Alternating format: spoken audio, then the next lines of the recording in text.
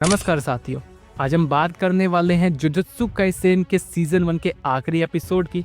पिछले सारे एपिसोड्स का रिकैप मैंने चैनल पर दे रखा है और साथ में बाकी की एनिमेस का भी लिंक मैंने डिस्क्रिप्शन में डाल दिया है, तो तुम जाकर उन्हें चेकआउट जरूर करना और चैनल को लाइक, सब्सक्राइब, शेयर कर अपना प्यार जरूर देना। तो बात करते हैं एपिसोड नंबर 24 की, जिसका नाम होता है अकम्प्लिस। अभी पिछला एपिसोड कंटिन्यू होते हुए यूजी नोवारा चीजू और ईसो को फेस ऑफ कर रहे होते हैं। यूजी नोवारा को कहता है वो ध्यान रखे कि ब्लड को खुद से टच ना होने दे। दोनों अभी खुद को बचाने की कोशिश करते हैं, लेकिन नोवारा गिर जाती है। यूजी अभी नोवारा को उठाकर भागने लगता है। ईसो ये देख इम्प्रेस होता है कि ये लड़का एक लड़की को उठा के भी इतना तेज भाग सकता है। यूजी नोवारा के साथ ब्रिज के ऊपर पहुंच जाता है, लेकिन की चीजू भी वहीं दोनों को कैच करने में कामयाब हो जाता है और नोवारा पर ब्लड स्पिट कर देता है, लेकिन यूजी नोवारा को साइड कर अपने ऊपर ब्लड गिरवा लेता है। नोवारा यूजी की हेल्प करने दौड़ती है, लेकिन वो ईसो की विंग किंग अटैक का शिकार हो जाती है। ईसो बताता है कि उसकी और उसके भाई की टेक्निक मतलब अभी यूजी के पास 15 मिनट और नोवारा के पास सिर्फ 10 मिनट है। इसके अंदर दोनों का शरीर गलना चालू हो जाएगा और मॉर्निंग तक दोनों की सिर्फ हड्डियां बचेंगी। अभी हम देखते हैं मेजी एरा की शुरुआत के टाइम एक वुमेन थी जो कैपेबल थी कर्स्ड स्पिरिट को जन्म देने के लिए। उसने एक कर्स्ड को जन्म दिया। उसे नहीं पता था ये कैसे हुआ, लेकिन इस बात पर उसके घर वालों रिलेटिव्स ने उसका जीना हराम कर दिया। इसलिए वो वहां से भाग गई और एक टेम्पल तक पहुंच गई। लेकिन वो औरत बड़ी अनलकी थी। वो वहां नोरितोशी कामो सोर्सरर से मिली, जिसे जुजुत्सु की हिस्ट्री का सबसे वायलेंट सोर्सरर माना जाता है। उसे जैसे ही इस औरत के बारे में पता चला, उसने उस औरत पर न्यूमरस एक्सपेरिमेंट किए। उस औरत को 9 बार प्रेग्नेंट किया और 9 बार उसका अबॉर्शन करवा दिया, जिसकी वजह से क्रिएट हुए डेथ पेंटिंग्स। ये उसने कैसे किया, फिर उस औरत का क्या हुआ, इसके रिकॉर्ड जला दिए गए। कर्स्ड वॉर्म्स, डेथ पेंटिंग्स 1, 2, 3 उन्हें अपने माँ के गुस्से से पावर्स मिली या कैसे, इसकी यादें इनके पास नहीं है, जो इतने पावरफुल थे कि इन्हें स्पेशल ग्रेड का कर्स्ड माना गया। 150 साल से वो ट्यूब सेल में कैद थे, लेकिन एक दूसरे की एग्जिस्टेंस की वजह से वो जिंदा थे। आखिरकार गेटो और माहितो ने उन्हें आजाद कर दिया। ईसो को सोर्सरर से कोई दिक्कत नहीं है, लेकिन चोजो का कहना होता है गेटो और माहितो जो दुनिया बनाना चाहते हैं उसमें ये तीनों आजादी से जी सकते हैं। चोजो बताता है कि वो तीनों एक दूसरे की वजह से जिंदा है और एक एंटिटी है, और एक मरेगा तो बाकियों को एहसास होगा। नोवारा अब अपनी स्ट्रोडोल टेक्निक रेजोनेंस यूज करने का फैसला करती है, क्योंकि उसके ब्लड में अभी ईसो की टेक्निक घुल चुकी होती है।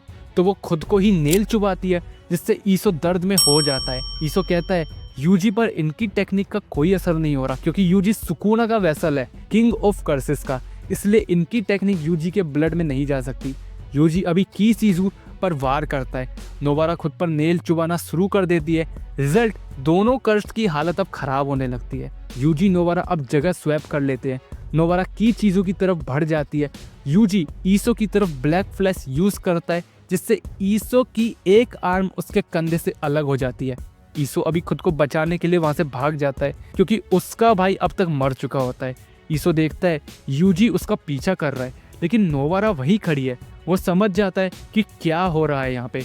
नोवारा अभी ईसो के कटे हुए हाथ पर स्ट्रोडोल टेक्निक यूज करती है, जिससे ईसो के अंदर 2 नेल्स घुस जाती है और यूजी इधर माफी मांगते हुए ईसो की चेस्ट पर फाइनल पंच मारता है।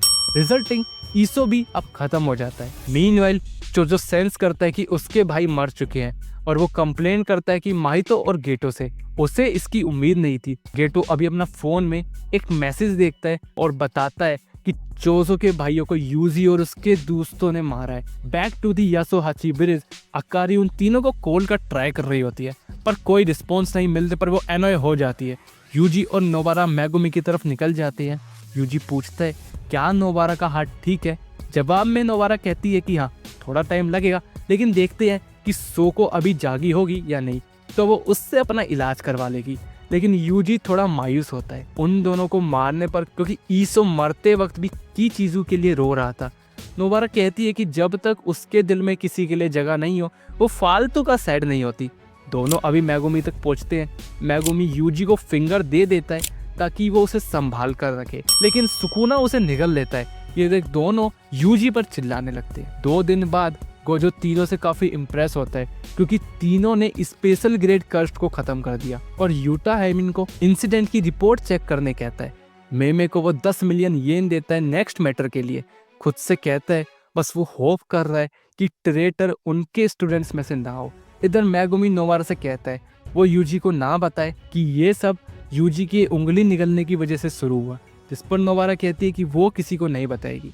इधर सुकुना भी यूजी को कहता है कि उसकी वजह से बहुत लोग मरने वाले हैं, इस पर यूजी सुकुना को कहता है कि वो बस ये सब मैगुमी को ना बताए।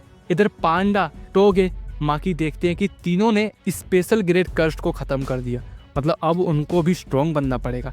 गाकुगांजी मेमे और आओई से पूछता है कि किसको रिकमेंड करेंगे वो ग्रेड 1 में, जिस पर दोनों यूजी, मैगुमी, नोवारा, पांडा, माकी और अपना अपना नाम रिकमेंड करते हैं। सीजन के एंड में यूजी इधर दोनों के साथ शॉपिंग कर रहा होता है और गोजो का कॉल आता है मैगुमी को कि वो तीनों नेक्स्ट मिशन के लिए जल्दी आ जाए, जो कि टॉप सीक्रेट होता है। और यही सीजन 1 खत्म हो जाता है। सीजन 1 तुम्हें कैसा लगा कमेंट बॉक्स में जरूर बताना। मैं समझता हूँ सीजन 1 काफी लोगों तक ऑलरेडी पहुंच चुका है। बाकी एफर्ट्स अच्छे लगे तो लाइक, सब्सक्राइब, शेयर जरूर करना और मिलते हैं नेक्स्ट वीडियो में। तब तक के लिए धन्यवाद।